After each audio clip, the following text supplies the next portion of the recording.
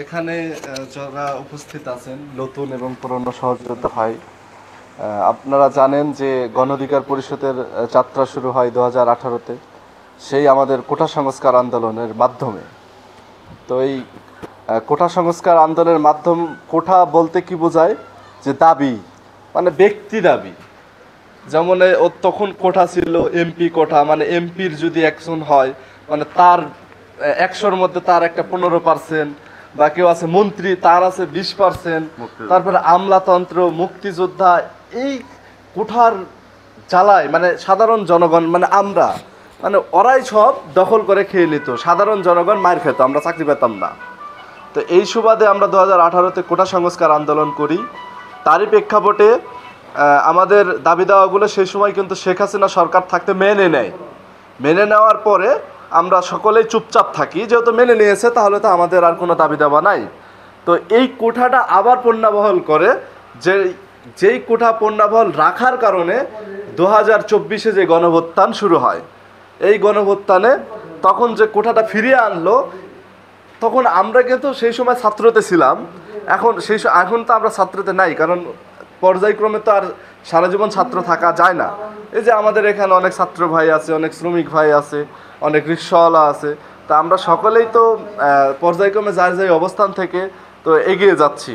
তো ওই প্রেক্ষাপটের ভিত্তিতে যখন কোঠাগুলো বহাল রাখা হয়, তখন কিন্তু কোটা সংস্কার আন্দোলন সকল ছাত্ররা মিলে আবার শুরু করে, যার নেতৃত্বাধীন আগে নূর ভাই ছিল, এখন যারা ছিল হাসনাত, আবদুল্লাহ, নাহিদ, আসিফ, এরা কিন্তু আমাদের একসময় ছাত্র অধিকার পরিষদে ছিলেন।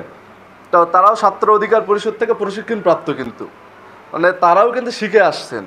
তো সেই ধারাবাহিকতায় আমাদের যে আন্দোলন করা হয়েছে, সরকার পতন আন্দোলন, এটা আমাদের ভূমিকা ছিল অটল। তো দল, একটা রাজনৈতিক সংগঠন কিন্তু নিজ একক উদ্যোগে তৈরি করা যায় না। আপনারা যদি আমাকে সমর্থন না করেন, আমি তো আগাইতে পারবো না, কারণ আপনারাই আমার শক্তি। আপনারা যদি না থাকেন আমি তো চলতে পারবো না।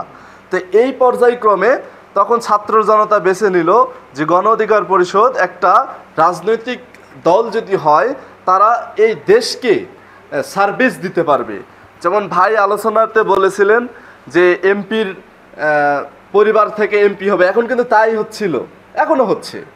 জি, শেখ হাসিনা পরিবার থেকে আসতেছে, প্রেসিডেন্ট পদ শেখ মুজিব ছিল, তারপরে তার কন্যা শেখ হাসিনা মারা যাবে, তার শেখ হাসিনার সন্তান সজীব ওয়াজেদ জয়, মানে আওয়ামী লীগের ঘটনা। তো সেম পর্যায়ক্রমে জাতীয় পার্টি বলেন, উনি আসছে কোথা থেকে, সেনাপ্রধান থেকে আসছেন। তো জাতীয় পার্টির সে নাই, মারা গেছে, তারপরে তার ভাই আসছে।